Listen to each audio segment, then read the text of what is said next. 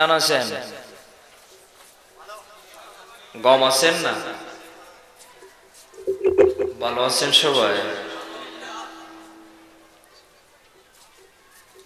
আয়াম অনারত্ব নাই সিদের দুই কানা হতা হইবার লাগলে অনার যদি আরে সুযোগ দিও নারী হইও যে তুই অংশ নিবে আয়া বুঝি যান আপনাদের খেদমতে আসছি কিছু কথা বলবো আমাকে সময় দিতে রাজি আছেন ইনশাআল্লাহ যারা এই কোনো রাস্তাঘাটে দোকানপাটে ঘোরাফেরা করছেন মেহেরবানি করে প্যান্ডেলের ভিতরে আসার জন্য অনুরোধ জানাচ্ছি আউযু বিল্লাহি মিনাশ শাইতানির রাজীম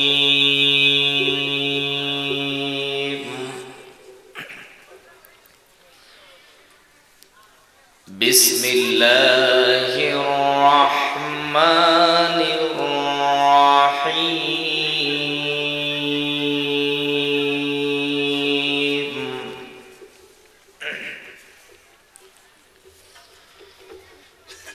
قل يا عبادي الذين أسرفوا على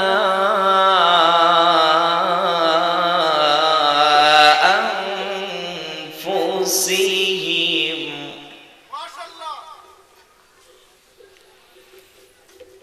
على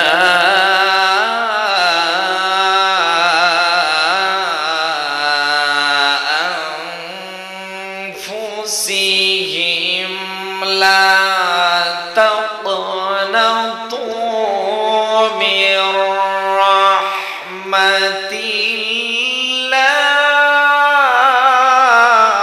الله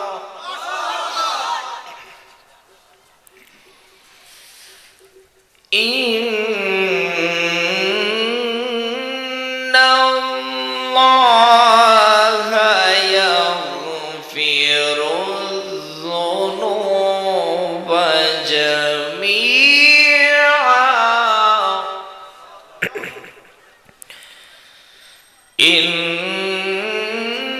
إنه هو الغفور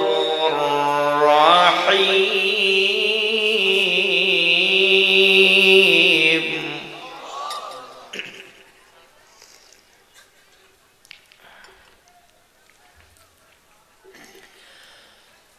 الله أكبر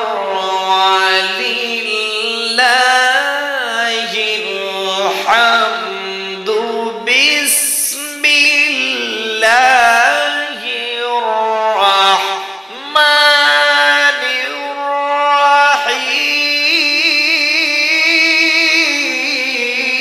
الرحيم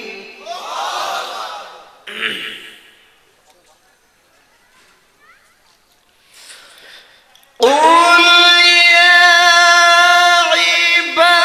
عبادي الذين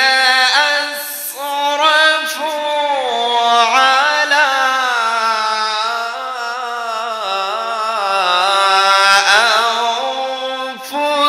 أنفسهم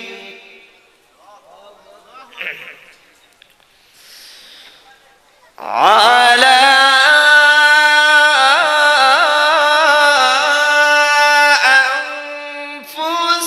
أنفسهم لا تقنطوا من رحمة الله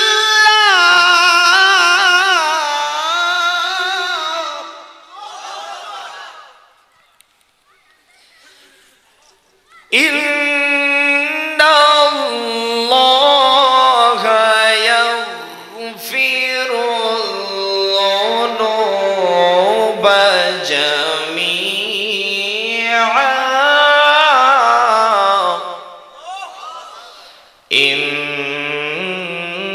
إنه هو الغفور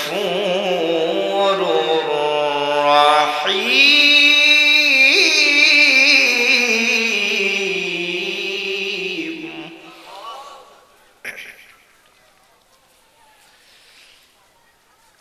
লা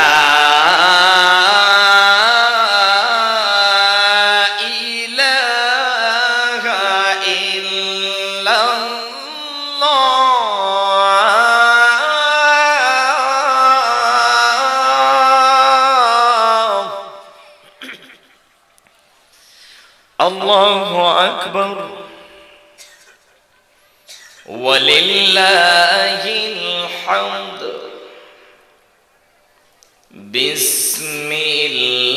বিসমিল্লাহির রাহমানির রাহিম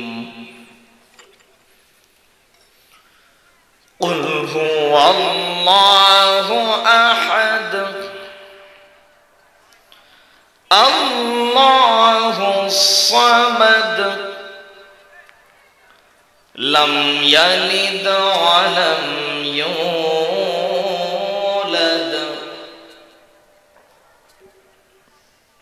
ওয়া লাম ইয়াকুল লাহু কুফুওয়ান আহাদ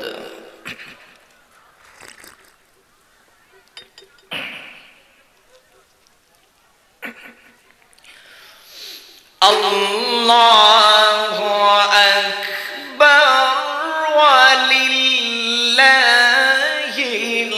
হামদু বিসমিল্লাহির রাহমানির রাহিম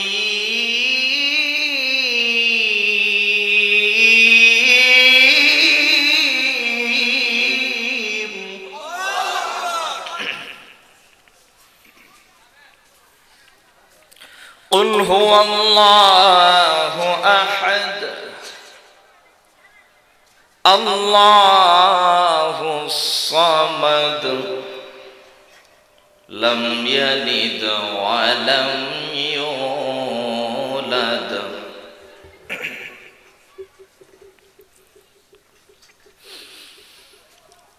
قل هو الله أحد الله الصمد لم يلد ولم يولد ولم يكن له كفوا أحد ولم يكن له كفوا أحد صدق الله العظيم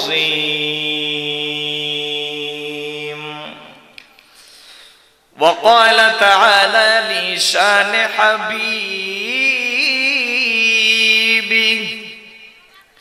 إن الله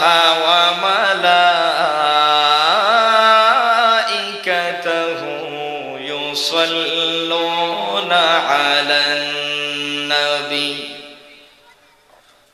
يا أيها الذين آمنوا صلوا عليه وسلموا تسليما اللهم صل على سيدنا مولانا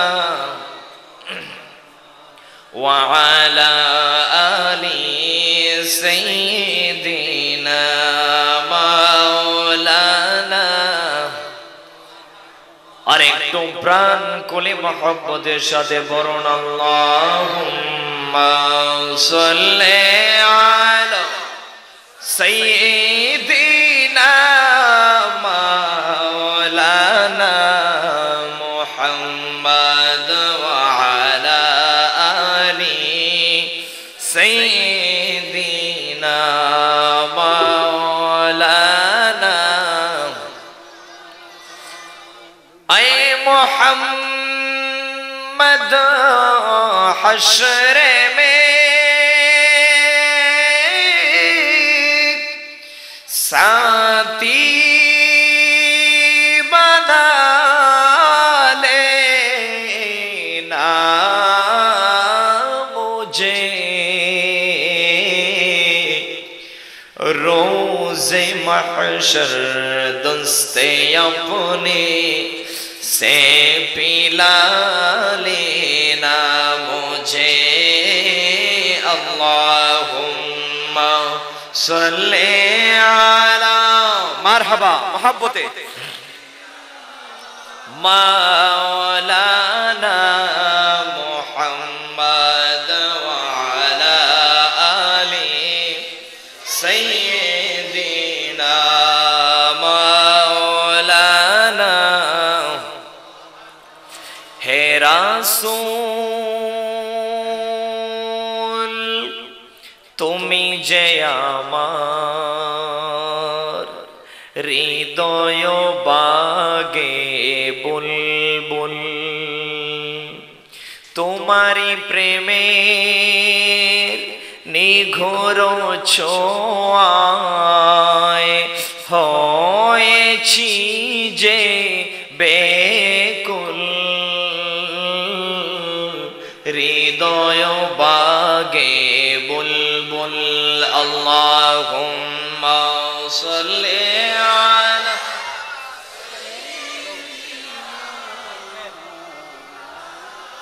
মুহাম্মাদ ওয়া আলা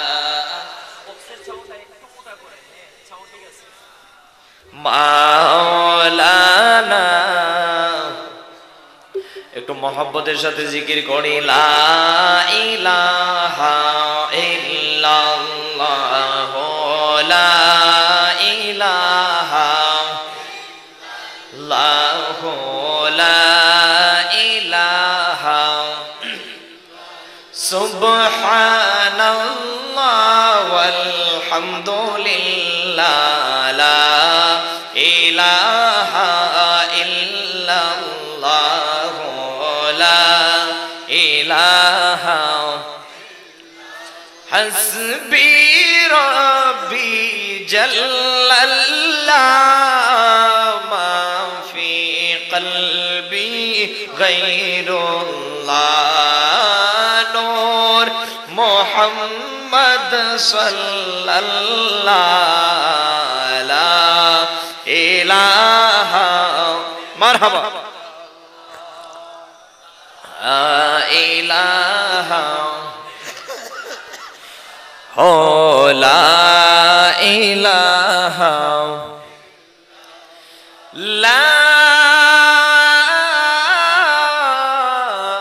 ইলাহা 1,56,570 বর্গ কিলোমিটারের পরিধি নিয়ে সোনার বাংলাদেশ 3,59,000 মসজিদের আমাদের এই মুসলিম বাংলাদেশ পীর আউলিয়ার শহীদ গাজীর সোনার বাংলাদেশের হযরত শাহজালাল শাহপুরান সহ আল্লামা ফুলতুলি সাহেব কিবলা এবং আল্লামা বিলফারি রহমাতুল্লাহি আলাইহির লালিত পুণ্যভূমিতে রবির বাজারের অন্তর্গত সৈদল বাজার জামে মসজিদ প্রাঙ্গণে রাইসুল কুররা ওয়াল মুফাসসিরিন উস্তাজুল উলামা ওয়াল মুহাদ্দিসিন ওয়াল ফুকাহা শামসুল উলামা আল্লামা ফুলতুলি সাহেব কিবলা রহমাতুল্লাহি আলাইহি এবং আল্লামা বিস্কুটি রহমাতুল্লাহি আলাইহি ও 360 আউলিয়া ও সকল মুর্দাগানের উদ্যোগে ইসালে সওয়াব সকল মুর্দাগানের ইসালে সওয়াব উপলক্ষে সৈদল বাজার ইসলামী যুব পরিষদের উদ্যোগে নবম বার্ষিক ওয়াজ ও দোয়ার মাহফিলের সম্মানিত সভাপতি যিনি আমাকে দাওয়াত করেছেন প্রখ্যাত আলেমে দ্বীন মুফাসসির কোরআন হযরত মাওলানা নুরুল আমিন আনওয়ারি সাহেব বারাকাল্লাহু তাআলা ফি হায়াতিহি সকলে বলি আমিন এবং সভাপতি হিসেবে আরো রয়েছেন হযরত সভাপতি হিসেবে আছেন মোহাম্মদ শফিক মিয়া সহ আজকের এই মাহফিলের সম্মানিত প্রধান অতিথি যিনি হাজার হাজার কারি সাহেবদের উস্তাদ যিনি উস্তাজুল উলামা হযরত মাওলানা আব্দুল শুকুর সাহেব খলিফায়ে ফুলতলি বারাকাল্লাহু তাআলা ফি হায়াতিহি সকলে বলি আমিন আলোচনা করেছেন মাহফিলের শুরু থেকে আমার আগ পর্যন্ত দিগারুল উলামায়ে কেরাম এবং পরবর্তীতে আরো করবেন আমার চেয়ে জ্ঞানী বেশি গুণী বেশি উলামায়ে আহলে সুন্নাহ। মঞ্চে উপবিষ্ট আছেন আরামের বিছানাকে হারাম করে দিয়ে আল্লাহ এবং আল্লাহর রাসূলের মহব্বতে আগত আমার মুরব্বী বাবারা, যুবক ভাইয়েরা, স্নেহের ছোট ভাইয়েরা, পর্দানশীন আমার মা ও বোনেরা, রাহিমানি ওয়া রাহিমাকুমুল্লাহ, আসসালামু আলাইকুম ওয়া রাহমাতুল্লাহি ওয়া বারাকাতুহু। আসুন মহান আল্লাহ তাআলার আজিম ও শান দরবারে সকলে শুকর গুজার করি যে আল্লাহ পাক রব্বুল আলামিন আমাদেরকে আজকের এই মাহফিলে আসার এবং বসার সুযোগ করে দিলেন। আমরা সকলেই মহব্বতের সাথে, আনুগত্যের সাথে হৃদয়ের সমস্ত আবেগ অনুভূতিকে উজাড় করে দিয়ে একবার বলি আলহামদুলিল্লাহ। সম্মানিত সুধী, শুকর গুজার করলাম কার? কেউ কি বেজার হয়েছে? আমরা যারা এসেছি সুস্থ না অসুস্থ? আপনার মতো আমার মতো লক্ষ লক্ষ দেহ হসপিটালের ইমার্জেন্সি বিভাগে শুয়ে আছে না নাই? আগুনে পুরা বিভাগে গেলে পাওয়া যাবে কি যাবে না? মহাকালী কলেরা হাসপাতালে রোগী আছে না নাই? আপনি যদি কোনো জেলখানায় যান, হাজতে যান, সেখানেও হাজার হাজার কয়েদি বন্দী আছে না নাই? আল্লাহ পাক আমাদেরকে এই সমস্ত পরিবেশে না নিয়ে যে আল্লাহ সুস্থ শরীরে আমাদেরকে বসার সুযোগটা দিল, ওই আল্লাহকে খুশি করার দরকার আছে না নাই? আবারও মহব্বতের সাথে জোরে বলেন আলহামদুলিল্লাহ। সম্মানিত সুধী, আমি কোনোদিন আর আপনাদের এলাকায় আসি নাই, প্রথম এসেছি। তবে প্রথম আসাতে আমার খুব ভালো লেগেছে। আপনাদের প্যান্ডেলও অনেক সুন্দর, যদিও ছোট আকারে, কিন্তু অনেক সুন্দর হয়েছে। মাইকের সিস্টেম আরো সুন্দর, আরো ভালো, সেটিংটা অনেক ভালো লাগতেছে। আপনারা আসার পরই প্যান্ডেল মোটামুটি ভরে গেছেন, আমার অত্যন্ত আনন্দ লাগতেছে। তো যারা এখনো রাস্তাঘাটে ঘোরাফেরা করছেন, দোকানপাটে আড্ডা দিচ্ছেন, ভাই দোকানপাটে তো আপনি সারাদিন আড্ডা দিতে পারবেন, সুযোগ আছে, কিন্তু মাহফিলে সব সময় বসা যায় না ভাই। আমি আপনাদের মেহমান, আল্লাহর ওয়াস্তে বলি কিছুক্ষণের জন্য আসুন আমরা গুনাহ মাফের উদ্দেশ্যে একটু মাহফিলে বসি। আল্লাহ পাক কি এখানে যতটুকু বসবো, যতটুকু সময় প্যান্ডেলের ভিতরে বসবেন, আল্লাহ সওয়াব দিবে কি দিবে না? একটা নতুন কথা বলি, যদি সওয়াব নাও হয়, অবশ্যই সওয়াব আছে, তারপরেও যদি মনে করেন যে সওয়াব নাও হয়, যদি এখানে যদি ঘন্টা দেড় ঘন্টা বসেন, সওয়াব না হলেও অন্ততপক্ষে গুনাহ তো হবে না, ঠিক না বলে? গুনাহ থেকে তো আমরা বাঁচতে পারবো। এজন্য বলি যারা এখনো দোকানপাটে আছে, আল্লাহর রাস্তে বলবো মেহেরবানি করে চলে আসুন। তবে আমার মনে অনেক দুঃখ, প্রথম আসলাম, আপনাদের খেদমত আমি বেশি সময় মনে হয় করতে পারবো না। আমি কথা দিলাম, কমিটির যুবক ভাইদেরকেও কথা দিলাম, আরেকবার যদি আল্লাহ আসার তৌফিক দান করে আমি সিঙ্গেল মাহফিল নিয়ে আসবো।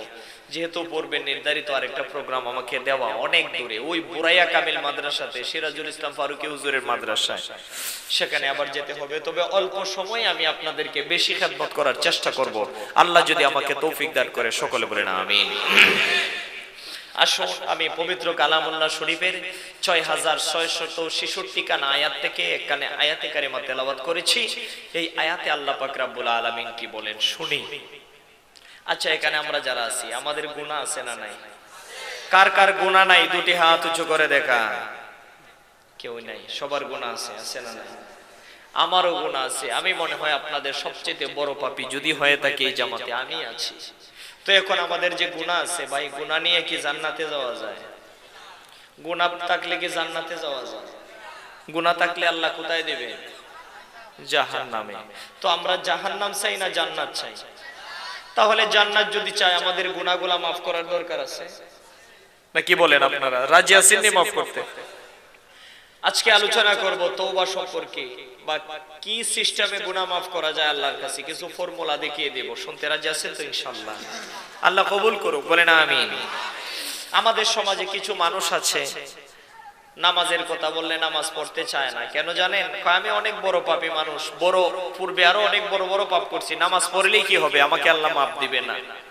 ভালো ভালো কাজ করার কথা বললে করতে চায় না, বলে আমি পাপী মানুষ, আমার ডাক কি আল্লাহ শুনবে নাকি? এরকম অনেক সময় অনেকের ধারণা রাখে, ঠিক কিনা বলেন? নিজেকে অপরাধী মনে করা ভালো জিনিস, কিন্তু অপরাধী মনে করে আল্লাহর ইবাদত থেকে সরে যাবেন, এটা কিন্তু খারাপ জিনিস। আল্লাহ এই আয়াতে বলতেছে, আল্লাহ কি বলেন শুনেন, বিসমিল্লাহির রাহমানির রাহিম, কুল ইয়া ইবাদিয়াল্লাযীনা আসরাফু আলা আনফুসিহিম على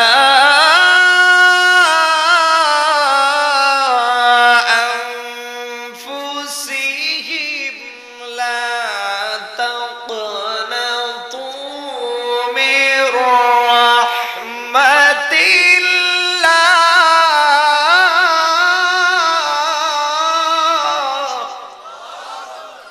আল্লাহ বলেন আমার বান্দারা, ও সুইদল বাজারের মানুষ, ভাইয়েরা, বাবারা, আল্লাহ আল্লাহর হাবিবকে দিয়ে বলে দেন, হাবিব আমার, দোস্ত আমার, আপনি আপনার উম্মতদেরকে বলে দেন, হে আমার বান্দারা, আল্লাযীনা আসরাফু আলা আনফুসিহিম, যারা নিজের নফসের প্রতি জুলুম করেছে।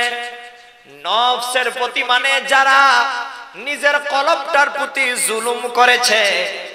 কলবের প্রতি জুলুম করা মানে অন্ধকার করে ফেলা কলবটাকে গুনাহ করতে করতে। প্রত্যেকের বাম দুধের 3 থেকে 4 আঙ্গুল নিচে একটা গোশতের টুকরা আছে, যেটাকে বলা হয় লতিফায়ে কলব, ঠিক কি না?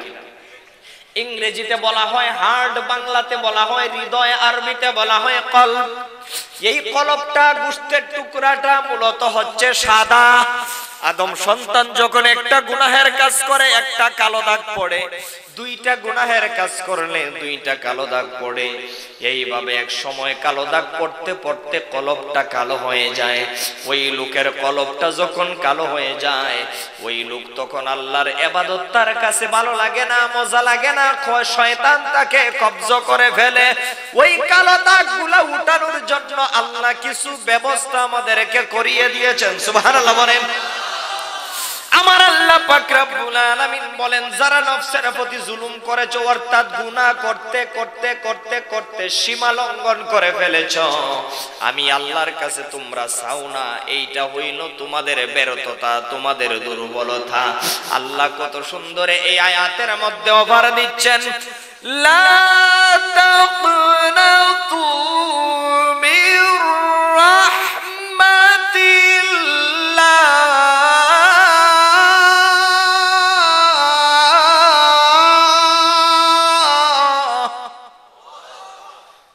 তুমি আমি আল্লাহর রহমত হইতে নৈরাশ হইও না, নৈরাশ হইও না। ইন্নাল্লাহা ইয়াগফিরুয যুনুবা জামিআ, তোমার গুনাহ যদি পাহাড় পরিমাণ হয়ে যায়, তোমার গুনাহ যদি পাহাড় পরিমাণ হয়ে যায়, সমুদ্রের পানির চাইতেও বেশি হয়ে যায়, আমার আল্লাহ পাক রব্বুল আলামিন বলেন, গুনাহ পাহাড় পরিমাণ অধিক পরিমাণ হয়েও যদি যায়, আমি আল্লাহর কাছে চাওয়ার মতো চাও, চাইতে দেরি হবে। যদি তোমার ডাক আমি আল্লাহর কাছে পছন্দ হয়ে যায়, শয়তান সারা জীবন তোমাকে পরিশ্রম করে যেই গুনাহে লিপ্ত করেছে, আমার কাছে চাইলে যদি চাওয়াটা পছন্দ হয়ে যায়, শয়তানের ওই তোমার 100 বছরের পরিশ্রমকে ব্যর্থ করে নিয়া তোমার জীবনের গুনাহ খাতা আমি আল্লাহ মাফ করে দিব। সুবহানাল্লাহ বলেন, আল্লাহু আকবার। ইয়া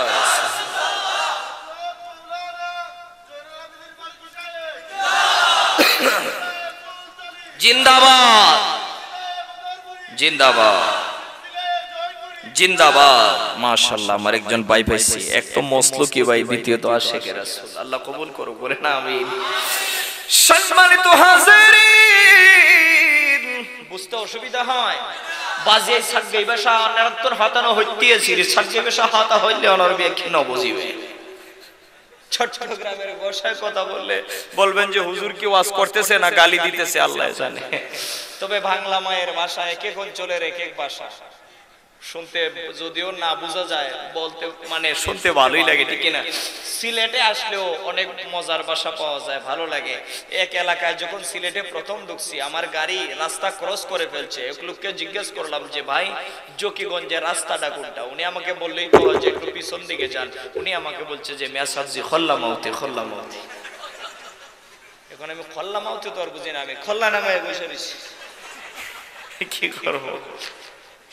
কিন্তু কত মজার ভাষা, এক এক অঞ্চলে এক এক রকমের ভাষা। আপনারা দাঁড়ানোর কথাকে বলেন উবাও না, উবাও। আমরা কই বদনা তুইও তুইও,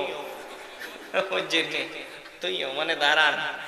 এক এক অঞ্চলের এক এক ভাষা। সেদিন নোয়াখালী গেলাম, কালেকশন করতেছি, এক লোকে হঠাৎ করে বলতেছে হুজুর আইম বুর ফিন্না কের ফিন্না হাম্বা দিও দে। বুঝেনি কিছু? মানে আমি একটা মরাইটটা সরাইটটা গরু দিব মাহফিলে, এটি কইতেছে ফিন্না কি ফিন্না হাম্বা দিও। বুঝছেন? আমার আগে নোয়াখালীর বক্তা ওয়াজ করতেছে আদম সৃষ্টির রহস্য, কত সুন্দর সৃষ্টি করেছে।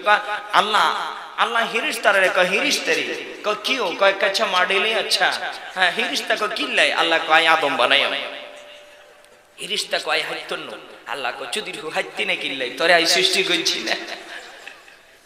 নোয়াখালীর ভাষা এগুলো যেদিকে করে উপায় আছে। এদের মজাই লাগতেছে, এক এক অঞ্চলে এক এক ভাষা। কষ্ট পাইলেন নাকি? সম্মানিত হাজিরিন, ফুলাবান মাঝে মাঝে একটু যোগ করলে মানে চলে আইয়ে, বাকি ফুলাবান দিয়ে বুঝছেন। যে কথা বলছিলাম, আপনার আমার গুনাহ আছে, ওই গুনাহ মাফ করানোর দরকার আছে না নাই? আল্লাহ বলে কখনো আমার দরবার থেকে সাওয়া হইতে বঞ্চিত হয় না। গুনাহ হচ্ছে শয়তানের কাজ, শয়তান তোমাকে গুনাহ করায়। বান্দারে যেহেতু ইন্নাহু লাকুম আদুউম মুবিন, শয়তান তোমার চিরশত্রু, তোমাকে তো ভুলায়া রাখবে। এজন্য তুমি আমি আল্লাহর কাছে সাওরে চাও, সুকির পানি ছেড়ে দিয়ে চাও। আমি আল্লাহর যদি তোমার ডাক পছন্দ হয়ে যায়, সারা জীবনের গুনাহ আমি আল্লাহ মুহূর্তের মধ্যে ক্ষমা করে দিব। এখন আসুন, এই আয়াত কিসের কারণে কার উপর ভিত্তি করে আল্লাহ আয়াত নাজিল করলেন? যেটাকে বলা হয় তাফসীরের ভাষায় শানে নুজুল। শুনছেন শানে নুজুল? শানে নুজুল মানে এই আয়াত আল্লাহ কিসের প্রেক্ষিতে নাজিল করলেন। শানে নুজুল বললি আমি, আপনারা সকলেই জানেন আমার নবী মক্কা থেকে মদিনায় হিজরত করেছিলেন, ঠিক কি না? কাফেররা খুব আরাম দিয়েছিল, খুব যন্ত্রণা খুব অত্যাচার করেছেন, যার কারণে আমার নবী মক্কা থেকে মদিনায় হিজরত করেন। যখন মদিনায় যান, সেখানে গিয়ে আমার নবী কালেমার বাণী ফুটাইয়া দিলেন। সাহাবায়ে কেরামের সংখ্যা অনেক বেড়ে গেল, মদিনাতে কালেমার বাগান ফুটে উঠল। মানুষগুলো হাজারে হাজারে মুসলমানের মোটামুটি একটা শক্তি হয়ে গেল। আমার আল্লাহ ডাক দিয়ে বলে, হাবিব আমার, দোস্ত আমার, এখন আর মদিনায় ইসলাম প্রচারের প্রয়োজন নাই। মদিনায় বাকিগুলো সাহাবায়ে কেরামরাই যথেষ্ট পারবে। আপনি মদিনাতে মক্কাতে ইসলাম প্রচার বেশি করতে পারেন নাই, কাফেররা অত্যাচার করেছে। এখন আমি আল্লাহর হুকুমে আপনি মদিনায় এসেছিলেন, আবার পুনরায় আপনাকে মক্কায় যেতে হবে, কারণ আমার ঘর বাইতুল্লাহ শরীফের ভিতরে ওই নাফরমানগুলো, আমার নাফরমান বান্দাগুলো 360 মূর্তি রেখেছে, ঠিক না বলে? 360 মূর্তি রেখেছে। ওই মূর্তিগুলো আপনাকে ভাঙতে হবে, ভাঙতে হবে, পবিত্র করতে হবে খানে কাবাকে। আমার আল্লাহ পাক রব্বুল আলামিনের হুকুমে নবী আবার মক্কার দিকে রওনা দেয়। সাথে হইল 10,000 সাহাবী। কয় হাজার? 10,000 সাহাবায়ে কেরাম নিয়ে আমার নবী যখন রওনা দিলেন, 10,000 সাহাবায়ে কেরামের আল্লাহু আকবার দুনিয়ার ঈমানি ধ্বনিতে কাফেরের দল ভয় পেয়ে গেছে। এমন ভয় পাওয়া পাইছে, এমন ভয় পাওয়া পাইছে, রক্তপাত আর ঘটাতে হয় নাই। সাহাবায়ে কেরামের এই স্লোগান আর এই ধ্বনি, এদের বীরত্ব দেখেই কাফেরগুলো ফলানি শুরু করছে। সুবহানাল্লাহ। মক্কা মুসলমানের হাতে চলে এসেছে, বিজয় চলে এসেছে। ইতিহাসের ভাষায় যাকে বলা হয় মক্কা বিজয়। আমার নবী বুক ভরে নিঃশ্বাস নিলেন আর জোরে বললেন আলহামদুলিল্লাহ।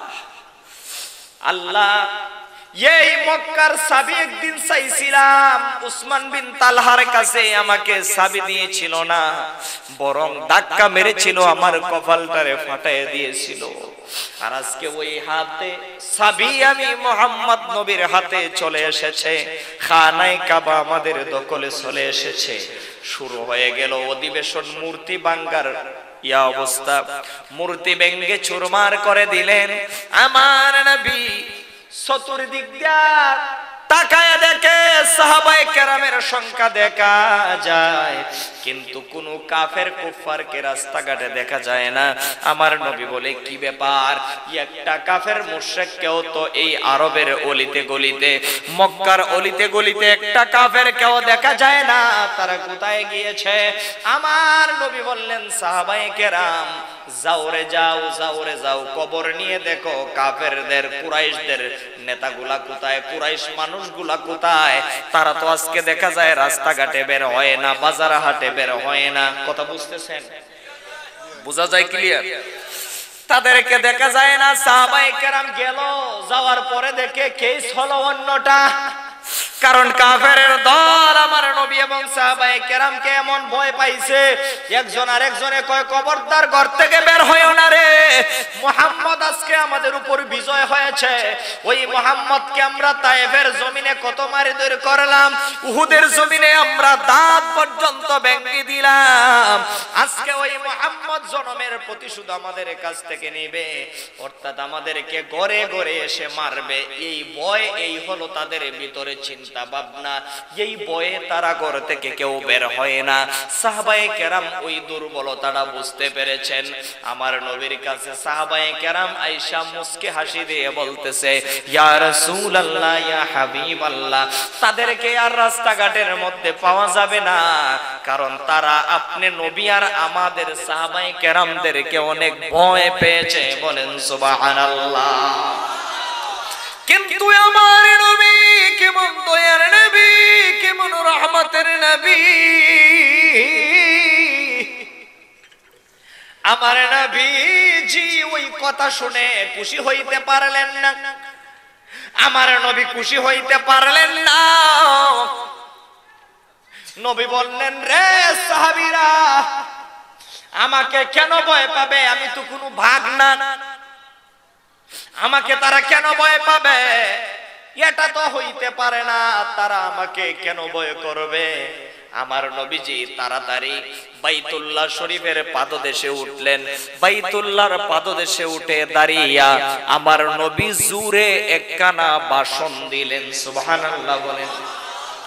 একখানা ভাষণ দিলেন। আমার নবী বলেন, ইয়া আইয়ুহাল কুরাইশ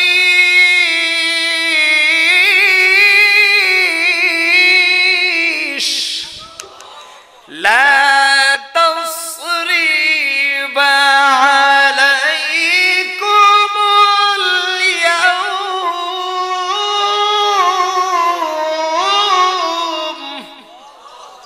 ওহে মক্কার কুরাইশেরা, কে আমাকে কতবার আঘাত করেছো? মনোযোগ আছে আপনাদের? কে আমাকে কতটা আঘাত করেছো? কার ছেলে মেয়ে, কার ছেলে দিয়ে আমাকে পাথর মারাইছো? কে আমাকে কত আঘাত করেছো? আমি যদি ইচ্ছা করি তন্ন তন্ন করে খুঁজে বের করতে পারবো, প্রতিশোধও নিতে পারবো, কিন্তু আমি প্রতিশোধ নেওয়ার নবী না।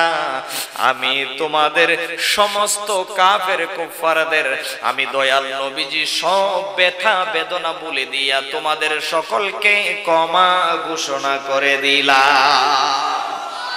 ইয়া নবীজি জগত জানা কমলি ওয়ালা তোমার তোমারি নাম ইয়া নবীজি জগত জানা কামলি ওয়ালা তোমারি নাম ইয়া নবীজি জগত জানা কামলি ওয়ালা তোমারি নাম দুনিয়া তোমার নামেরি ডঙ্কা দুনিয়া তোমার নামেরি ডঙ্কা কামলি ওয়ালা তোমারি নাম বলেন আল্লাহু আকবার।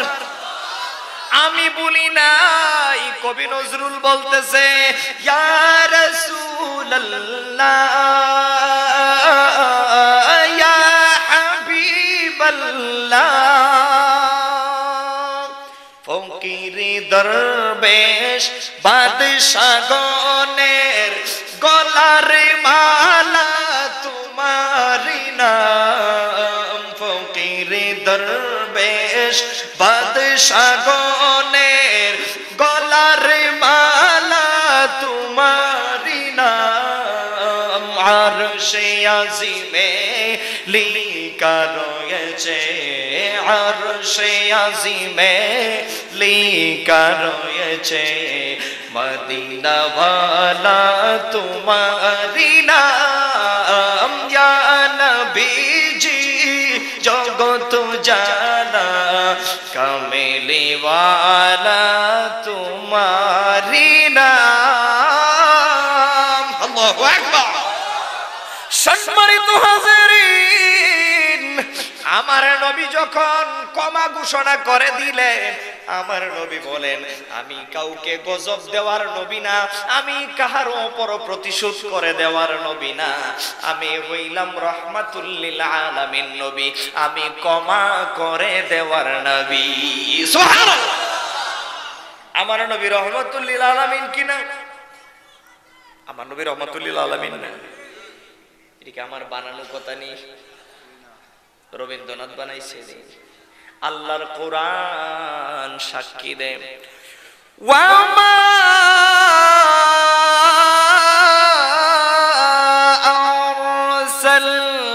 আরসালনাকা ইল্লা রাহমাতাল লিল আলামিন।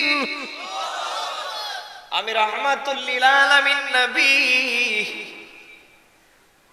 আমার নবী যখন ক্ষমা করে দিলেন, কাফেরের দল তো কিরে কিরে, যে নবীকে আমরা এত মার মারলাম, এত আঘাত করলাম, যে নবীকে আমরা মক্কা থেকে মদিনায় বিতাড়িত করে দিলাম, বের করে দিলাম, আর আজকে ওই নবী আমাদের উপর প্রতিশোধ না নিয়ে আমাদেরকে ক্ষমা করে দিয়েছে। সত্যি যে তিনি একজন আল্লাহর নবী, এতে কোনো সন্দেহ নাই। চিৎকার দিয়ে বলেন সুবহানাল্লাহ। আমার নবীর কাছে এবার ঘরের দরজা খুললো কাফেরেরা। খুলার পরে কয় আর দেরি নয়, এতদিন চিনতে আমরা ভুল করেছিলাম, আজকে আর আমরা চিনতে ভুল করব না। সবাই আমার নবীর দিকে দলে বলে যায়। যাওয়ার পরে আমার নবীর কাছে গিয়ে সিলিন্ডার করে ইয়া রাসূলুল্লাহ ইয়া হাবিবাল্লাহ, এতদিন এই হাতগুলা না জেনে না বুঝে আপনার বিপক্ষে কাজ করেছিল গো নবী, আর আমরা ওই হাত আপনার বিরুদ্ধে লড়বে না। এই মুহূর্তে কালিমাটা পড়ায়া দিবেন, যত জীবন বাচ্চা যাইব নবী, আপনার বিপক্ষে আর পাথর মারব না, বরং আপনি নবীর পক্ষে কাফেরদের বিরুদ্ধে ওই হাত কাজ করবে। সুবহানাল্লাহ বলে। নবী ক্ষমা করে দেওয়াতে লাভ হয়েছে না লস হয়েছে? আবু জেহিল্লা তো মাথা গরম। দেখছো মুহাম্মদে কি একটা খেলা খেলছে, দুই সেক্টরে মার দিলে তো আবার বুঝাই আনতে পারতাম, দুই সেক্টরে মার দিলে তো আবার মুহাম্মদের শত্রু বানাইতে পারতাম। দিছে সবাইরে ক্ষমা কইরা, এখন তো ফেজ লাগছে, ঠিক না? ক্ষমা কইরা তো বহুত আমাদের লস হয়ে গেছে, এখন হাজারে বিজারে মুসলমান হইতেছে। মানুষগুলো যায় নবীর দিকে, আর একটা মাত্র মানুষ, কয়টা? একটা মানুষ রাতের অন্ধকারে পলায়ন করতেছে। লোকটা পালায়া যাইতেছে, সাহাবায়ে কেরাম তাকে দেখে ফেললো। কে রে, নবীর দিকে না গিয়ে পলায়ন করতেছে, যাও রে যাও, তাড়াতাড়ি তাকে ব্যারিকেড দাও, তাকে ধরো। সাহাবায়ে কেরাম তাকে বের দিল। বের দেওয়ার পরে বলতেছে, ইয়া ওয়াহশী, লোকটার নাম ছিল ওয়াহশী। নাম কি? নামটা বলেন, কি নাম? লোকটার নাম ছিল ওয়াহশী। আমার নবীর সাহাবায়ে কেরাম বলে, ইয়া ওয়াহশী আইনা তাযহাব, এই তুমি কোথায় যাও?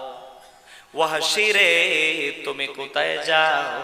ওয়াহশী তো তখন ভয়ে তরতর করে কাঁপতেছে, বলতেছে, ও নবীর সাহাবায়ে কেরাম, তোমাদের কাছে আমার জীবন ভিক্ষা চাই, আর তোমাদের সাথে কোনোদিন লাগাবাজি করব না, আমাকে পলায়ন করতে দাও, আমাকে পলায়ন করতে দাও।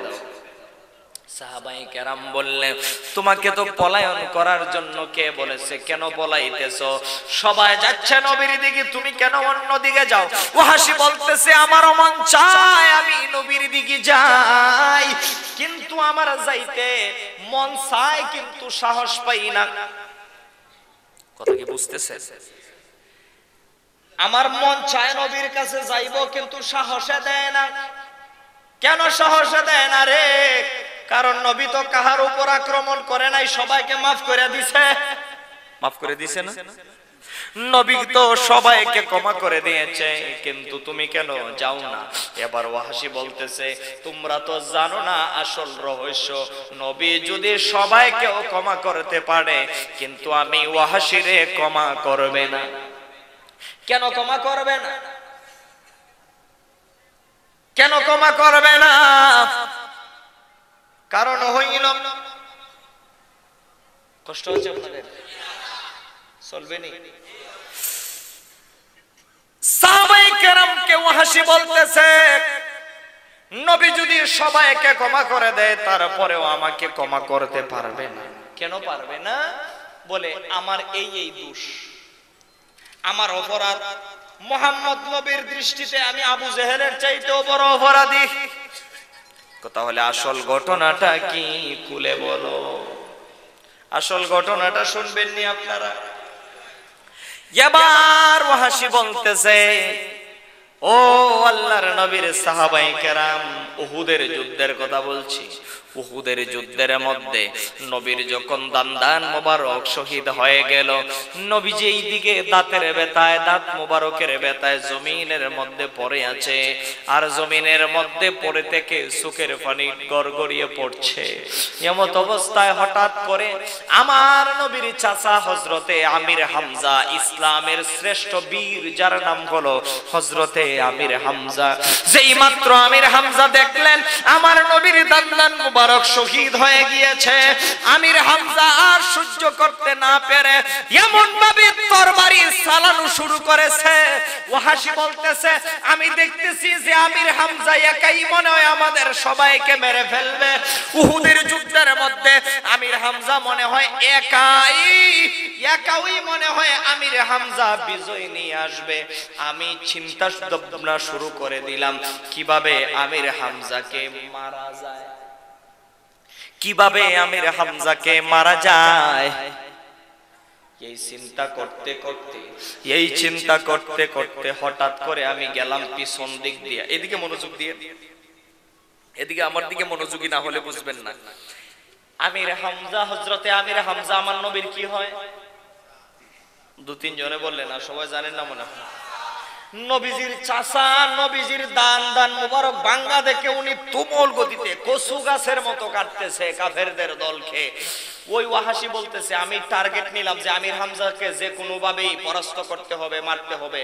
ওয়াহশী পিছন দিক দিয়ে গিয়া আমার নবীজির চাচা আমির হামজার মাথা বরাবর তরবারি বসায় দেয়। জোরে নাউজুবিল্লাহ। এইবার ওয়াহশী বলে, আমি নবীর চাচা আমির হামজার মাথা বরাবর মঞ্জুরি একখানা তরবারি বসায়া দেয়। আমির হামজা পড়ে যায় মাটিতে, লাফ দিয়ে আমি বুকের উপরে বসে যাই। আমির হামজা যেন আর না উঠতে পারে, বুক বরাবর তরবারিটা ঢুকিয়ে দিই। বলেন নাউজুবিল্লাহ। আমার নবী প্রায় 100 গজ দূর থেকে ওই চিত্রগুলা দেখতেছে। আমার নবী ডাক দিয়ে বলতেছে, রে ওয়াহাশী, কি সর্বনাশ করলি রে ওয়াহাশী। দাঁত যদি আমার আরো কয়েকটা যদি ভেঙ্গে ফেলার তোর ইচ্ছা থাকে, আমার দাঁত ভাঙ, তারপরেও আমার চাচার গায়ে কোনো আঘাত করবি না রে। কারণ আমি মুহাম্মদের জন্মের আগেই বাবা মারা গিয়েছে, 6 বছরের কালে মা মারা গিয়েছে। আমার আব্বা আম্মা হারানোর বেদনাটা আমার চাচা আমির হামজা বুলাইয়া রাখছে। সুবহানাল্লাহ। আমার নবী বারবার দোহাই দিতেছে, ওয়াহাশী রে, ওই ওয়াহাশী, আমার চাচার গায়ে আর আঘাত করবি না। ওয়াহাশী বলতেছে, নবী যত বারণ করে অর্থাৎ বাধা দেয়, আমি তত আঘাতের মাত্রা বাড়াই। আমি নবীজি যেন বেশি কষ্ট পায়, নবী কষ্ট পাইলে আমি সুখ পাই। আমি করলাম কি, আমির হামজার সিনাটারে গরু যেইভাবে কসাইরা ফারে ওইভাবে ফারলাম। নাউজুবিল্লাহ কোন। আমি আমির হামজার সিনাটারে ফারলাম, ফারার পরে আমি টান দিয়া কলিজাটা বের করে নিলাম। কলিজাটা বের করে নেওয়ার পরে আমার পাশে ছিল আবু সুফিয়ানের পত্নী, কাফের আবু সুফিয়ানের পত্নী, যার নাম হিন্দা। হিন্দা ছিল একটা রাক্ষসে মহিলা। আমি হিন্দাকে বললাম, রে হিন্দা, সাবায়া সাবায়া নবীর সামনে গিয়া কলিজাটা খাইতে পারবিনি? হিন্দা বলল, আমার কাছে ব্যাপারই না। নবীজির সামনে নবীর চাচার কলিজাটা নিয়ে গেল। হিন্দা পশুর মতো সাবায়া সাবায়া খাইল। আমার নবী সেদিন চোখ থেকে টপ টপ করে পানি ছেড়েছিলেন। আমার নবী বলে, রে ওয়াহাশী, বারবার বললাম যদি আঘাত করার হয় মন চায় আমাকে কর, তারপরে আমার চাচার গায়ে আঘাত করিস না। আমার কলিজায় আঘাত দিয়েছিস রে, আমার চাচাকে এইভাবে তোর মারাটা ঠিক হই নাই। হায়, ওয়াহাশী বলতেছে, নবী যেন আরো কষ্ট পায়। হাতের আঙ্গুলগুলো, পায়ের আঙ্গুলগুলো আমি টুকরা টুকরা করতে শুরু করলাম। আমি টুকরা করতে করতে শুরু করলাম। হাতের তালু থেকে পায়ের তালু, পা গুলা, হাত গুলা কাটতে কাটতে ইতিহাস প্রমাণ করে ওয়াহাশী নবীজির চাচা আমির হামজার লাশকে 1 টুকরা 2 টুকরা নয় 700 টুকরা করে ফেলেছিল। জোরে কর নাউজুবিল্লাহ, আরো জোরে কর নাউজুবিল্লাহ। কয়শো টুকরা? 700 টুকরা কি কম হয়ে গেছে? 700 টুকরা করা হয়েছে। আমার নবীজি সেই দিন খুব ব্যথা আঘাত পেয়েছিলেন। আমার নবীজির ওই চিত্র দেখে ওয়াহাশী সাহাবায়ে কেরামের কাছে ঘটনাটা বলেছে। সাহাবায়ে কেরাম শুনে অনেক কান্নাকুটি করলেন। এবার ওয়াহাশী বলতেছে, এজন্যই আমার কিন্তু মন চায়, আমি এখন বুঝতেছি যে আমি অনেক বড় অপরাধ করেছি, কিন্তু রাসূলের কাছে যাইতে মন চায়, সাহস পাই না রে। সাহাবায়ে কেরাম অনেক কান্নাকুটির পরে বলে, ওয়াহাশী রে, তারপরেও জীবনটারে ধ্বংসের পথে যাইস না, ফলাইস না, আমাদের সাথে চল নবীর দরবারে, তোকেও ক্ষমা করানোর ব্যবস্থা আমার নবীর মাধ্যমে করায়া দিব। সুবহানাল্লাহ, ক্ষমা করার ব্যবস্থা করিয়ে দিব। আমার নবীর দরবারে আসতে চায় না, ব্যারিকেড দিয়ে নিয়ে আসলো। নবী ওয়াহাশীকে দেখতে দেরি হয়, চোখ থেকে পানি আসতে দেরি হয় না। আমার নবী বলে, রে ওয়াহাশী, কেন তুই আমার দরবারে আসলি? আমার এই খুশির সময়ে কেন আবার কলিজায় আগুন ধরাইয়া দিলি? সাহাবায়ে কেরাম বলে, ইয়া রাসূলুল্লাহ, ইয়া হাবিবাল্লাহ, নবী গো, ওয়া দয়ার নবী, ওয়াহাশি আসতে চায় না, পলায়ন করতে চাইছিল, আমরা ধরে নিয়ে আসছি। ওয়াহাশি গো নবী ভুল বুঝতে পেরেছে, সাহস করে আপনার কাছে আয় না। আমার নবী অনেকক্ষণ পরে বলে, ঠিক আছে রে ওয়াহাশি, আমি চাই নাই কোনদিন আমার কাছে আসো, কিন্তু যেহেতু চলে এসেছো, আমি তো কাউকে নৈরাশ করতে পারি না, খালি ফিরাইয়া দিতে পারি না। ঠিক আছে, তোমাকে কালেমা পড়াইব যদি পড়তে চাও, কিন্তু কালেমা পড়ানোর আগে আমি নবী, তুমি ওয়াহাশির উপর একটা শর্ত আছে। কি আছে? শর্ত আছে।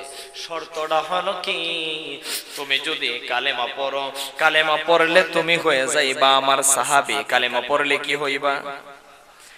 কালেমা পড়লে হয়ে যাইবা তুমি আমার সাহাবী।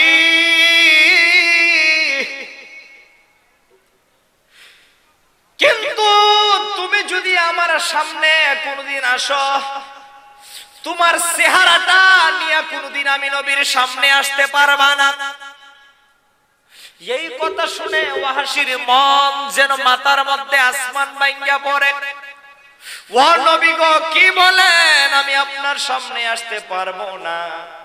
নবী গো, আমার বড় ইচ্ছা ছিল যে আমি সারাটা জীবন আর বাড়ি ঘরে যাব না, সবকিছু ছেড়ে দিয়া যেই পাপ করছি পাপ মোচন করব নবী, আপনার চেহারা বেশি বেশি দেখা। আমার ইচ্ছা ছিল গো নবী, মরণের আগ পর্যন্ত আপনি নবীর পিছন আমি ছাড়ব না, পাশ ছাড়ব না। কিন্তু এখন বলতেছেন নবী আপনার কাছে আমি আমার চেহারা দেখাইব না, এটা কিসের কারণ? আমার নবী বলে, ওয়াহাশি রে, তোমার চেহারার দিকে যতবার তাকাই আমার চাচা আমির হামজার কথা স্মরণ হইয়া যায়। সুবহানাল্লাহ বলে।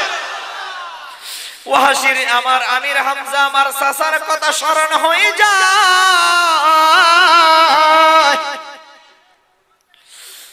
যদি কখনো আমার অজান্তে, যদি কখনো আমার অজান্তে মন থেকে বদদুয়া চলে আসে, তোমার জীবন বরবাদ হয়ে যাবে। এজন্য আমি বলতেছি, কালেমা পড়বা বালা কথা, কোনদিন আমার সামনে আসবা না। এবার ওয়াহাশি অনেক কান্না শুরু করলেন, কানতে কানতে কয়, নবী গো, যদি আপনাকে আমি আড়াল থেকে দেখি তাহলে দেখতে পারমনি। কই এইটা পারবা, কিন্তু আমার সামনে আসতে পারবা না।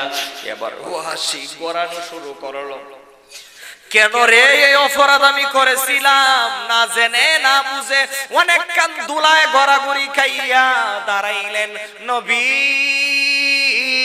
গো, আমি জানি আমার কষ্ট হবে, তারপরেও আপনি নবীর শর্ত আমি মান্না নিলাম, কোনদিন আপনার সামনে আমি ওয়াহাশি আসব না। তবে নবী গো, আপনি আমারে শর্ত দিছেন একটা, আমি কালেমা পড়ব, তবে পড়ার আগে আমি ওয়াহাশিরও একটা শর্ত আছে। সুবহানাল্লাহ। আমি ওয়াহাশিরও একটা শর্ত আছে। শর্তটা কি? শর্তটা হইল, আমি যে এত বড় অপরাধী, আল্লাহ আমাকে মাফ করবে কিনা কালেমা পড়লে? কালেমা পড়লে আমার আল্লাহ আমাকে মাফ করবে কিনা? নবী, আপনার কাছে আমার আল্লাহ ওহী পাঠাইয়া জানাই দিতে হবে, কালেমা পড়লে আমার ক্ষমা আছে। যদি কোনো ওহী পাই তাহলে আমি ওয়াহাশি কালেমা পড়ে মুসলমান হইব, নয়তো আমি মুসলমান হইব না। সুবহানাল্লাহ। আচ্ছা, আপনারা তো বলছিলেন আপনারা পাপী, আমিও পাপী, আমরা পাপী, ঠিক কিনা বলেন? এমন কোন পাপী আছেন যে ওয়াহাশির চেয়ে বেশি বড় পাপী আছেন? যত বড়ই পাপ করে থাকি, ওয়াহাশির মতো পাপ তো করছি না। কাউরে আপনারা মাইরা 700 টুকরা করছেন? করেন নাই। তাহলে ওয়াহাশি দেখি মাফ পায় কিনা? আজকের আলোচনা তো ওয়াহাশি মাফ পাইছে কিনা, ঠিক কিনা? ওয়াহাশি যদি মাফ পায়, আমরা বুকে হাত দিয়ে বলতে পারবো, তাহলে আমরাও ক্ষমা পাইব। কথা কি বুঝাইতে পারি? ওয়াহাশি যদি এত বড় পাপী যদি ক্ষমা পায়, তাহলে আমরা অবশ্যই ক্ষমা পাবো। আর যদি ওয়াহাশি ক্ষমা না পায় আমরাও পাইব না, ঠিক না? তাহলে আসুন আজকে দেখি ওয়াহাশি ক্ষমা পাইছে কিনা। ওয়াহাশি বলতেছে, যদি আল্লাহ উহি পাঠায় তাহলে আমি কালেমা পড়বো, আমার ক্ষমা চিনি আল্লাহ উহি পাঠাইতে হবে। এই কথা বলতে দেরি হয়, ফানাজালাত আলা রাসূলিল্লাহি সাল্লাল্লাহু আলাইহি ওয়াসাল্লাম, সাথে সাথে আমার আল্লাহ আমার নবীর কাছে উহি পাঠায়া দিছে। সুবহানাল্লাহ। ওহিটা কোথায়? সূরা ফুরকান। সূরা ফুরকানের আয়াত নাম্বার মনে 71 অথবা 72 নাম্বার আয়াত।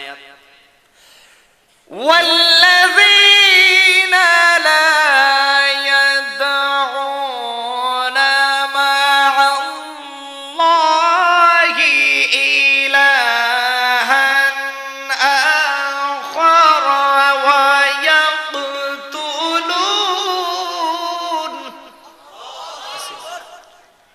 ওয়াল্লাযীনা লা ইয়াদউনা মা'আল্লাহি ইলাহান, হাফেজ সব আসেনি, কোরআন শরীফে আসেনি। ওয়াল্লাযীনা লা ইয়াদউনা মা'আল্লাহি ইলাহান আখার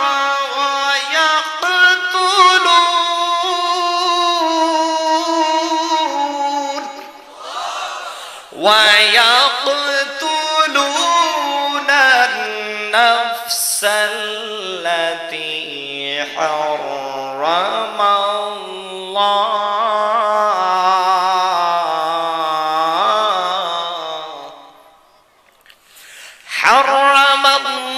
الله إلا بالحق ولا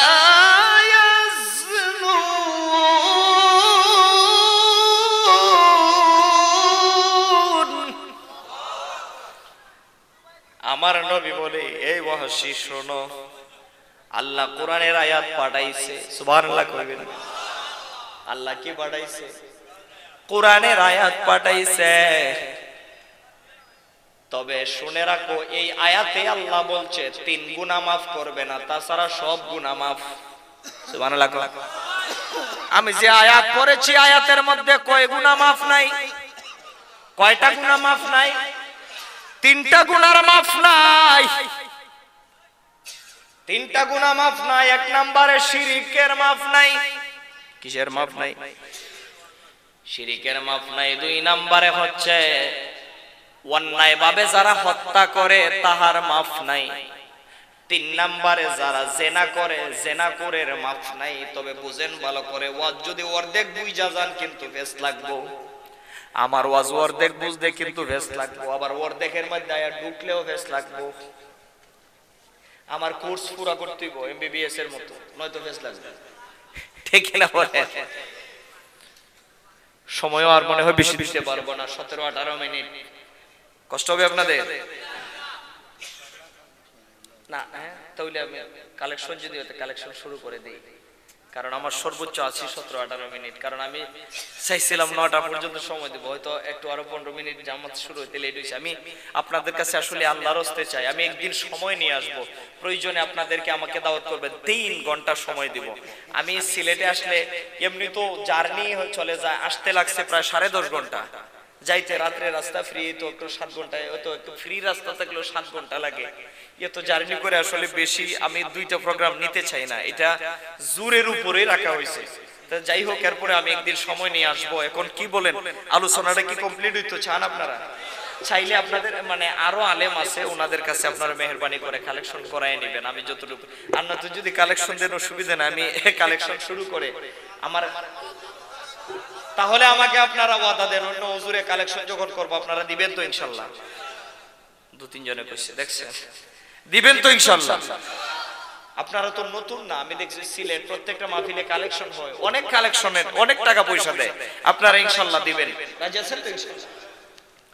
কি বলে কমিটির ভাইরা, সব আলোচনা চলবে? আলোচনা সম্মানিত হাজিরিন, আল্লাহ বলেন 3 গুনার মাফ নাই। 1 নম্বরে শিরকের মাফ নাই, 2 নম্বরে অন্যায় ভাবে হত্যা করেন মাফ নাই, 3 নম্বরে জিনা করলে মাফ নাই। এখন শিরিক কাকে বলে?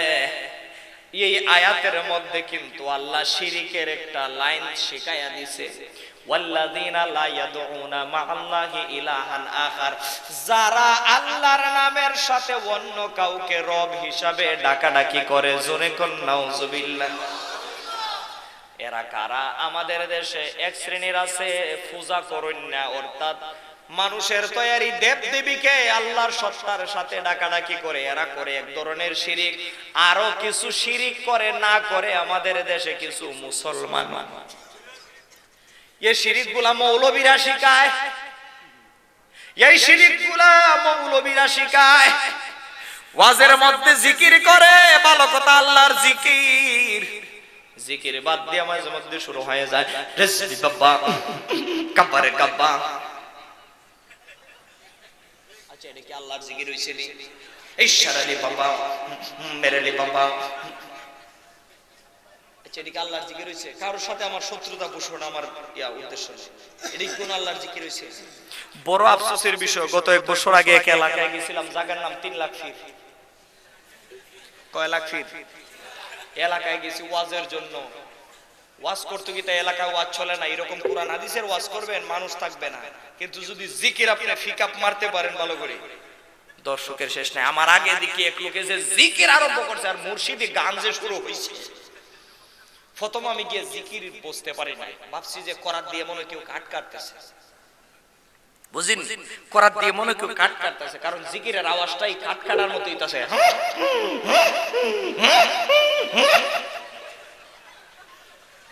আমি কই এই রাতের বেলা কে মেস্তুরির কাজ করতেছে, কাট কাট কাট। পরে গিয়া দেখি না রে, না জিকির চলে। আর একটু সাইবা বসেন, মজার কথা বলতেছি, একটু সাইবা বসেন। ওই দেখছেন এইগুলা কইলে ফ্যান্ডেল ভরে যাবে। এই যুবক তাড়াতাড়ি আর সময় নাই। আমি কই কিরে এত ফিকআপ মারতেছে, গিয়ে দেখি ওরে বাবা রে বাবা জিকির চলতেছে। কি চলতেছে? জিকির। পরে বক্তায় যে কালাম শুরু করছে, মানে মুর্শিদি গান শুরু করছে, গাইতে গাইতে 17টা 18টা গাইছে, গাইয়া হুজুরে শেষ দিতে চায়। কথা বুঝেন? গাইয়া হুজুরের ভিতরে আর মাল নাই, 17টা 18টা গাইছে, আর কত গাইতো জানেও তো ধরে। হুজুরে এবার বন্ধ করে দিছে, জিকির তো বন্ধ হয় না। মাইসফাক থেকে কতগুলা যুবক লাভ দিয়া দাঁড়ায় কয়, ও হুজুর তাল চাইরেন না। কি চাইরেন না? হুজুরও চিন্তা করে, এখন যদি তাল চাইরা হরতালে যাই তাহলে তো বিপদ আছে। এইবার হুজুরে কয় মুর্শিদি গান শেষ, অসুবিধা নাই, টেকনিক ছাড়া তো বক্তা হওয়া যায় না। এদের জিকির যখন বন্ধ হয় না, হুজুরে জিকিরের তাইলে তাইলে কবিতা শুরু করছে। ওই দেখা যায় তাল গা সইয়া মাদের গায়া, ওই কানে তে বাস করে কানা বগির সগায়া।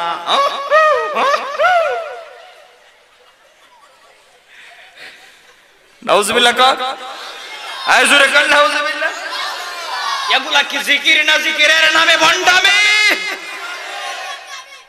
এগুলা কোনদিন আমাদের মুর্শিদ আল্লামা ফুলতুলি সাহেব কিবলা শিক্ষা দেয় না, আল্লামা বিস্কুটি রাহমাতুল্লাহি আলাইহি শিক্ষা দেয় না। খানকা শরীফে যান, কত সুন্দর আল্লাহর জিকির, আল্লাহু আল্লাহ আল্লাহু আল্লাহ, এটা কত সুন্দর জিকির। আর এর কি যে মারিছে, কি এত কুতানি লাগেনি আল্লাহর জিকিরে? কোন সময় যে নিসিদা হালুয়া ছাইরা দেয় আল্লাহ মাবুদে জানে। নাউজুবিল্লাহ। এগুলা জিকির নয়, জিকিরের নামে ভণ্ডামি, ঠিক না বলেন? মনে করতে পারেন যে কোন ওলির বিরোধিতা করছি, না রে ভাই না। আল্লাহর ওলিদের কোনো জিকির হয় না, আল্লাহর ওলিদেরকে নিয়ে গবেষণা হয় যার নাম ফিকির। আল্লাহর ওলিদের জিকির আছে, জিকির নাই, ফিকির আছে। কি আছে? বাবা শাহজালাল কেমনে আল্লাহর ওলি হইছে গবেষণা কইরা নিজের জীবনে পরিবর্তন আনা। ফুলতুলি সাহেব কিবলাও তো আমার মতো মায়ের গর্ভে জন্ম নিয়েছেন, এত বড় ওলি কিভাবে হইছে গবেষণা করার নাম হইল ফিকির। উনার জীবনী রিসার্চ কইরা গবেষণা কইরা নিজের জীবনের মধ্যে আমলের পরিবর্তন করার নাম হইল ফিকির। ঠিক না বলেন? সম্মানিত হাজিরিন, কষ্ট হচ্ছে আপনাদের? সত্যি কথা আমার যে ভালো লাগতেছে, মন চাইছিল যে 3টা ঘন্টা দেই। ওয়াদা দিলাম যদি স্মরণ করেন ইনশাআল্লাহ আসবো। আমার সত্যি ভালো লেগেছে। সম্মানিত হাজিরিন, আমার নবী বললেন 3 গুনার মাফ নাই, সব মাফ আছে। ওয়াহাশি কো কোন কোন 3 গুনার মাফ নাই? আমার নবী কো শিরকের মাফ নাই, 2 নম্বরে অন্যায় ভাবে হত্যা করলে মাফ নাই, 3 নম্বরে জিনা করলে মাফ নাই। এবার ওয়াহাশি কো হুজুর আমি কালিমা পড়তাম না। এই কেন পড়তা না? কয় আপনার আল্লাহ কইছে 3 গুনার মাফ নাই। আমি চিন্তা করে দেখছি গুনাহ 3টার মধ্যে একটা না, খালি আমার 3টাই আছে। হাদিস শরীফের মধ্যে আছে, ইয়া রাসূলুল্লাহ ইন্নী আশরাকতু বিল্লাহি ওয়া কাতালতুন নাফসাল্লাতী হারামাল্লাহু ইল্লা বিল হাক্কি ওয়া যানাইতু।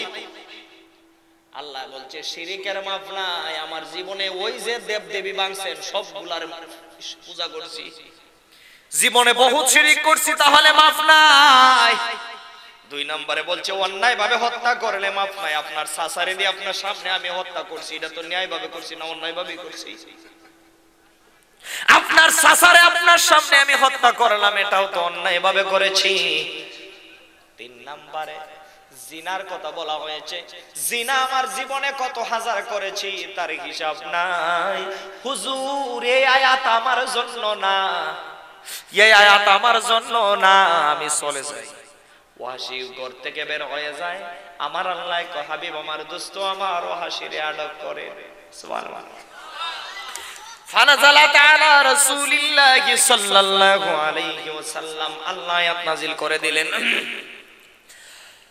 ইল্লা মান তাবা ওয়া আমানা ওয়া আমিলা আমালান সালিহান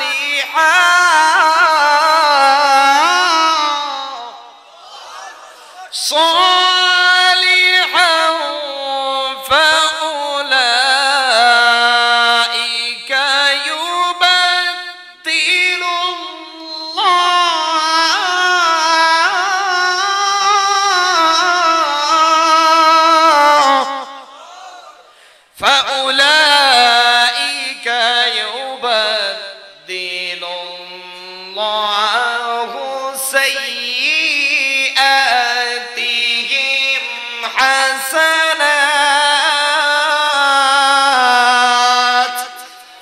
ওয়া কানা আল্লাহু গফুরার রহিমা।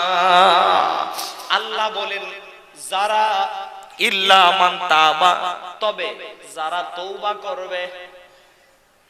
তওবা মানে ফিরে আসবে, ফিরে আসবে মানে কি? তা তওবা শব্দের অর্থ ফিরে আসা। তওবা অর্থ কি?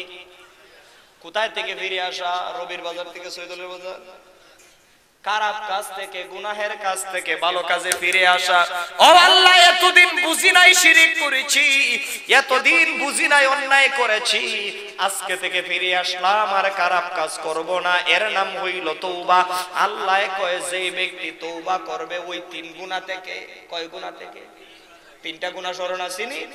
1 নাম্বার শিরক, 2 নাম্বার অন্যায় ভাবে হত্যা করা, 3 নাম্বার জিনা করা। দরুন ভুলবশত কেউ এই 3টা কাজ করে ফেলেছে, এখন ওই ব্যক্তি যদি তওবা করে অর্থাৎ 3 কাজ থেকে ফিরে আসে, আল্লাহ বুঝি নাই 3 গুনাহ করে ফেলেছি, এখন তোমার দিকে রজ্জু হলাম, ফিরে আসলাম, ও আল্লাহ তওবা করলাম। তওবা করার পরে আল্লাহ বলেন ওয়া আমানা, পরিপূর্ণ ঈমান আনে। কি আনে? পরিপূর্ণ ঈমান আনে। ওয়া আমিলা আমালান সালিহা, এবং নেক কাজ করে। সুবহানাল্লাহ। একটা মানুষের বয়স যদি 40 হয়, ওই লোকটার গুনাহ হইছে 30 বছর। কয় বছর? বলতে পারেন যে হুজুর আর 10 বছর কি করলেন? আর 10 বছর শিশুকালের 10 বছরে কোনো গুনাহ নাই, ঠিক না বলেন? সওয়াব করলে সওয়াব আছে কিন্তু গুনাহ নাই। একটা মানুষের বয়স যদি 50 হয়, গুনাহ কয় বছর? 40 বছর। বয়স যদি 70 হয়, গুনাহ কয় বছর? একটা মানুষ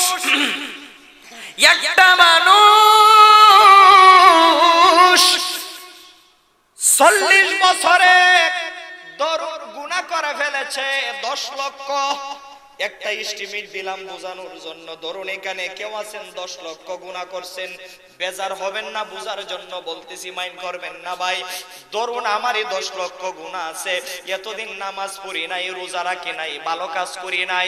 আজকের ওয়াজ শুনিয়া আমার বড়ই ঈমান আমলে পরিবর্তন আসছে। আমার মন চায় আল্লাহ গো, জীবনে বহুত পাপের কাজ করেছি, আজকে থেকে করব না। হারাম খাবার খাইতাম, আজকে থেকে খাবো না। মদ পান করতাম, আজকে থেকে করব না। জিনা করতাম, আজকে থেকে করব না। জুয়া খেলতাম, আজকে থেকে খেলবো না। ও আল্লাহ, নামাজ ছেড়ে দিতাম, আজকে থেকে ছাড়বো না। রোজা রাখতাম না, অন্যান্য বছর থেকে রাখবো। যেই লোকটা নিজের ঈমান আমলে, যেই লোকটা তওবা করে ভালো কাজের দিকে ফিরে আসে, এখন আজকে থেকে আমি ভালো হইলাম। এখন বিগত 40 বছরে যে আরো 10 লক্ষ গুনাহ হইছে, এই গুনার কি হবে? একটা প্রশ্ন আসে কি আসে না? এই গুনার কি হবে? আজকে থেকে আমি বালা, কিন্তু বিগত জীবনে যে এত বড় বড় পাপ করছি, পাপের কি হবে? আমার আল্লাহ কয়, এই যে আজকের এই মাহফিল থেকে তুই বালা হইলি, আমি আল্লাহর কাছে এত ভালো লেগেছে। বিগত জীবনের 10 লক্ষ গুনারে ফাউলাইকা ইউবাদদিলুল্লাহু সাইয়্যাতিহিম হাসানাত।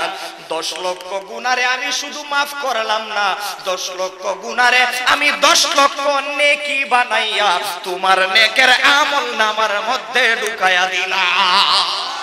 আর জোরে বলেন সুবহানাল্লাহ। বুঝাইতে পারছি? পরবর্তী বক্তা নিয়ে আসেন না, আল্লাহর রাস্তে আমি ক্ষমা প্রার্থী। আমি সিরাজুল ইসলাম ফারুক হিসেবে মাশাআল্লাহ 8টা ফোন দিয়ে দিছি। উনি আমার উস্তাদ তুল্য, যদিও উস্তাদ না, আমি উস্তাদের মতো সম্মান করি সিরাজুল ইসলাম ফারুকী হুজুর। আমি আল্লাহর রাস্তে বলি, আমি আরেকদিন আমি যদি আসি তাহলে লং টাইম সময় দিব। আমি সিলেটে আসলে সিঙ্গেল প্রোগ্রাম নিই না, কারণ সিলেটে আমাকে ছায় বেশি, এজন্য সময় বেশি দিতে গিয়া আমি সিঙ্গেল প্রোগ্রাম নিই। এজন্য আমি আজকে আপনাদের কাছে লজ্জিত, কেউ মনে কষ্ট নিবেন না। আর এই মাহফিলটা ধরে রাখবেন প্রত্যেক বছর ইনশাআল্লাহ। আগামীতেও যদি আমাকে আগ থেকে কোনো ইয়া করে তাহলে আমি আসবো ইনশাআল্লাহ। আনোয়ার ইসাবের মাধ্যমে আমাকে ইয়া করা হয়েছে, আরো অনেকে যোগাযোগ করছেন। আমি সকলের কাছে আল্লাহর কাছে ক্ষমা প্রার্থী, আমাকে আর ইয়া করবেন না।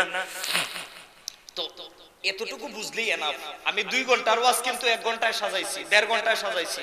এই ওয়াজে আমি 2.5 ঘন্টা নিতে পারতাম, এজন্য আপনাদের সুবিধার্থে আমি ইয়া করছি। তাহলে ওই 3টা গুনাহ থেকে যদি আপনি তওবা করেন, কি করেন? তওবা করেন। এরপরে যদি খাঁটি ঈমান আনেন এবং নেক আমল করেন, তওবা করতে ওই 3 গুনাহ maaf করতে গেলে আপনার কাজ হইল 3টা: তওবা, ঈমান, আমল। তওবা, ঈমান, জোরে বলেন তওবা, ঈমান। এই 3টা যদি করেন, বিগত জীবনের গুনাহ কি maaf না, বিগত জীবনের গুনাহকে আল্লাহ বদলায়া নেকির কাতারে দিয়ে দিবে।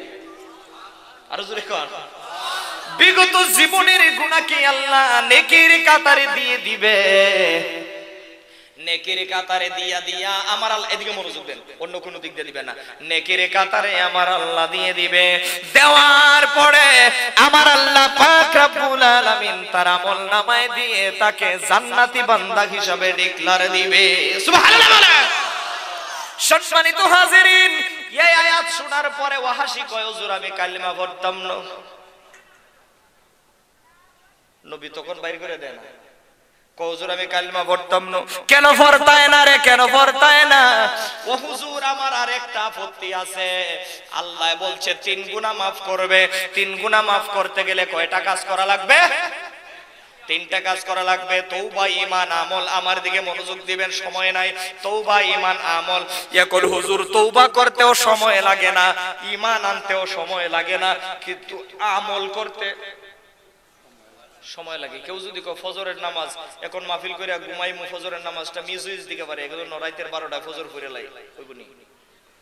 দিন এখন শুরু আছে, রমজানের রোজা এখন রাইখা লাই ওইবনি। আমল করতে গেলে সময় লাগে, মানে সময়ের দরকার। ও হুজুর আমি তওবা করব, ঈমান আনবো, কিন্তু আমল করতে তো সময় লাগবে। আমার জীবনের গুনাহ যদি আল্লাহ নেকি দিয়া পাল্টাইতে হয় তাহলে তো তিনটা কাজ করতে হবে, তওবা, ঈমান, আমল। এখন তওবাও করলাম, ঈমানও আনলাম, আমল করার সুযোগ না পাইয়া যদি আমার সামনে আমল করার আগে আজরাইল আইসা পড়ে, সুবহানাল্লাহ, যদি আজরাইল চলে আসে তাইলে আমার জীবনের গুনাহ মাফ আসেনি, নাইতে আমি যদি আল্লাহ আবার উহি পাঠায় তাইলে কালিমা পড়বো, নাইতে না। আমার নবী কয় এত খুব বেজাইলে রে, দেখছেন নি ওয়াহাশি চলে যায়, আমার আল্লাহ কয় হাবিব আমার দোস্ত আমার ওয়াহাশিরে আদব করেন। ওই যে আমি শুরুতে তেলাওয়াত করেছিলাম, কুল ইয়া ইবাদিয়াল্লাযিনা আসরাফু আলা আনফুসিহিম লা তাকনাতু মির রাহমাতিল্লাহ ইন্নাল্লাহা ইয়াগফিরুয যুনুবা জামিআ ইন্নাহু হুয়াল গফুরুর রহিম। তওবা করো, ঈমান মজবুত করে আনো। আমল করার আগেও যদি তোমার সামনে আজরাইল হাজির হয়ে যায়, তোমার যদি নেক আমলের নিয়ত থাকে, আজরাইল আসার আগেও যদি বলতে পারো আল্লাহ যদি হায়াত পাইতাম নেক আমল করতাম, আল্লাহ বিশাল গুনাহ আমার পাহাড় পরিমাণ গুনাহ maaf করে দাও, আল্লাহ পাক রব্বুল আলামিন ওই সমস্ত পাপী বান্দাদেরকে maaf কইরা দিবে। সুবহানাল্লাহ বলেন। এবার ওয়াহাশি কো হুজুর আমার এখন বুঝে পড়ছে কালিমা পড়া। সুবহানাল্লাহ। ইন্নাল ইসলামা ইয়াহদিমু মা কানা ক্বাবলা, কালেমা পূর্বের জীবনের সমস্ত গুনাহ মাফ। সুবহানাল্লাহ বলেন। হযরত ওয়াহাশি কালেমা পড়ে আল্লাহর নবীর সাহাবী হয়ে গেলেন। এখন আমরা আমাদের জীবনের গুনাহ মাফ করতে গেলে আমাদের তিনটা কাজ করা লাগবে, তওবা করতে হবে, ঈমানটা মজবুত রাখতে হবে, আমল করতে হবে। আল্লাহ পাক আমাদের সকলকে তওবা, ঈমান, আমল করার তৌফিক দান করুক। সকলে বলেন আমিন। ওয়া আখিরি দাওয়ানা আলহামদুলিল্লাহি রাব্বিল আলামিন। আমি আবারো শেষবারের মতো কমিটির ভাই সকলের কাছে ক্ষমা চেয়ে নিচ্ছি, ক্ষমার দৃষ্টিতে দেখবেন। সময় না দিতে পেরেতে আমি দুঃখিত। আল্লাহ যদি আবার কোনোদিন আসার তৌফিক দান করে ইনশাআল্লাহ লং টাইম দেওয়ার চেষ্টা করব। اللهم صل على سيدنا مولانا محمد وعلى اله وصحبه وسلم اللهم امين. الحمد لله رب العالمين والصلاه والسلام على رسوله الكريم وعلى اله واصحابه اجمعين. ربنا ظلمنا انفسنا وان لم تغفر لنا وترحمنا لنكونن من الخاسرين. ربنا فاغفر لنا ذنوبنا وكفر عنا سيئاتنا وتوفنا مع الابرار. الله تعالى রাইসুল কুররা ওয়াল মুফাসসিরিন উস্তাজুল উলামা ওয়াল মুহাদ্দিসিন আমাদের মুর্শিদুল মুর্শিদিন আল্লামা ফুলতুলি সাহেব কিবলা রাহমাতুল্লাহি আলাইহি এবং আল্লামা বিসকুরি রাহমাতুল্লাহি আলাইহি মারিসালে সওয়াব উপলক্ষে আজকের এই মাহফিলকে কবুল করে নাও। আল্লাহ এই দুই মহান ওলির ফয়েজ দ্বারা আমাদেরকে ফয়জিয়াব করে দিও। আল্লাহ আজকের এই মাহফিলে যারা টাকা পয়সা দিয়ে, বুদ্ধি দিয়ে, শ্রম দিয়েছে এবং কালেকশনের মধ্যে যারা দান করবে আমি অগ্রিম দোয়া করে গেলাম, আল্লাহ সকলের দানকে কবুল আর মঞ্জুর ফরমাও। দয়ার আল্লাহ আজকের এই মাহফিল সাজাইতে গিয়ে আমার যুবক ভাইয়েরা অনেক কষ্ট করেছে, আল্লাহ প্রত্যেকটা যুবক ভাইয়ের মনের মাকসুদ পূর্ণ করে দাও। আল্লাহ তাআলা যারা মাহফিলের শেষ পর্যন্ত থাকবে আল্লাহ প্রত্যেককে বেগুনাহ মাসুম না বানাইয়া আল্লাহ বাড়িতে নিও না। ও দয়ার আল্লাহ এই গ্রামের কবরস্থানে যত মুর্দাগান শাহীদ আছে আল্লাহ প্রত্যেকের খেদমতে দুয়ার হাদিয়াটুকু পৌঁছে দাও। এই জামাতের দুরুদার সালাম সোনার মদিনায় কোটি কোটি গুণে বৃদ্ধি করে দিও আল্লাহ। আল্লাহ তাআলা মাবুদ ও দয়ার আল্লাহ এই মাহফিলটা যেন প্রত্যেক বছর চালু থাকে আল্লাহ সেই তৌফিক দিও। আল্লাহ এলাকার মধ্যে খায়ের রহমত এবং বরকত নাজিল করে দিও। রব্বানা তাকাব্বাল মিন্না বিওয়াসিলাতি মুহাম্মাদিন সাল্লাল্লাহু আলাইহি ওয়াসাল্লাম ইয়া রাব্বাল আলামিন। بفضل سبحان ربك رب العزة عما يصفون وسلام على المرسلين والحمد لله رب العالمين. السلام عليكم ورحمة الله.